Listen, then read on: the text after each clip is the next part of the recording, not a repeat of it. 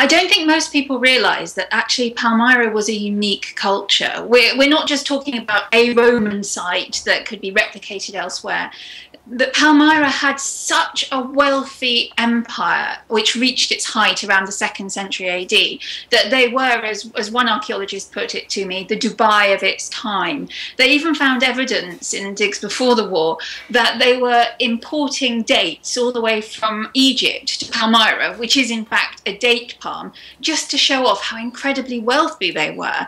It was one of the most important cultures in the world at the time it was really active, and that's, as I say, around the sort of turn of the centuries BC AD.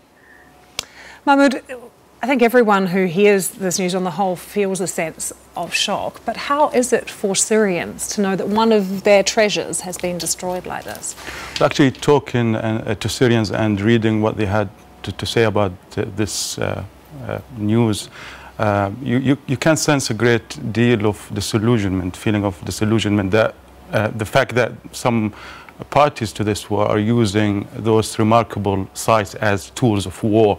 I mean, we know that the regime has been more than willing to withdraw its forces from the vicinity of cultural sites, allowing or indirectly inviting some radical elements such as ISIS to move in and therefore cause the kind of political pressure and outcry that the regime is seeking. And the evidence of that was the comments that were put on the internet regarding the comments made by the Syrian official. I mean, this news has been going around, at least in terms of rumors, has been going around for a while. The Syrian regime is actually kind of calculating their moves and the mechanism it uses to protect those regions. And ISIS, on the other hand, is using those sites to push an ideology that is incompatible with the Syrian culture. I mean, those sites are the common shared experience between all Syrians. You know, kids have of all sorts of backgrounds have visited those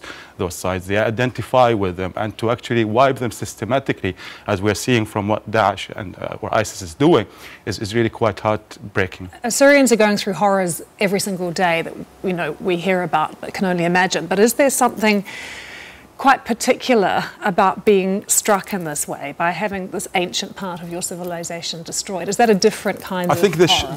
Yeah, people expect Syrians to be shocked at this, but unfortunately that element of shock was not there. When I was following Syrians' comments on the web, I could see that they were referring to the bombardment from the air of Aleppo Castle, which is far more attached to the Syrian common consciousness as a nation than Palmyra, actually, because it's inhabited and it's very close to the old quarters. People identify with it as a symbol of the city, symbol of who they are in the north, in the city of Aleppo. So I'm afraid the sad reality about this war, that it took away the element of shock, because so many remarkable sites have been destroyed in a more even outrageous way than Daesh is already doing. I mean, Professor, that is absolutely heartbreaking to hear, isn't it? That the shock is not there, because this is happening to other places as well.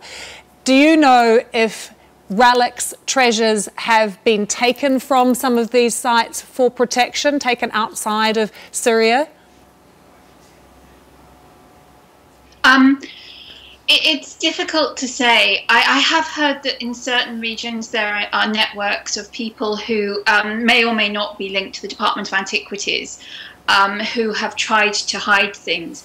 I think it's very patchy. It goes from area to area, and I don't think it's going to be actually possible to work out what has been saved and what has been lost until there's some semblance of peace on the ground. And I think it's going to be many years, as with the situation in Afghanistan and Iraq, before specialists can really understand what has happened, what we have left, what we can salvage, and what's really gone forever. And also the reality, Professor, that Islamic State is actually selling some of these artefacts as well on the black market. Yeah, unfortunately, there are always unscrupulous people out there who are willing to sell this stuff, and perhaps the people who are willing to buy it are even worse, because they're the people who are creating a market here. UNESCO has published a red list of the type of artifacts that people need to be on the lookout for. But the sad truth is we know that there is a large segment of the international art market that just are not paying attention to this. And London, unfortunately, is one of the worst places. All we can possibly do is to put out an appeal to anybody out there. If you're offered anything that looks as if it might come from the Middle East, please report it. Don't just be tempted and think, oh, well, it makes a nice souvenir. You know, a lot of these things, their value is in what they tell us about the past. They don't actually have intrinsic value in terms of money. Once they're dug up and looted, for us, a lot of the importance is lost. We lose the context of the objects. And all I can say is to anyone that's listening, question your conscience. You're actually robbing from the Syrian people if you buy these objects. And it's not ours, it's their patrimony, it's their cultural heritage. It doesn't belong to anybody else other than the Syrian people.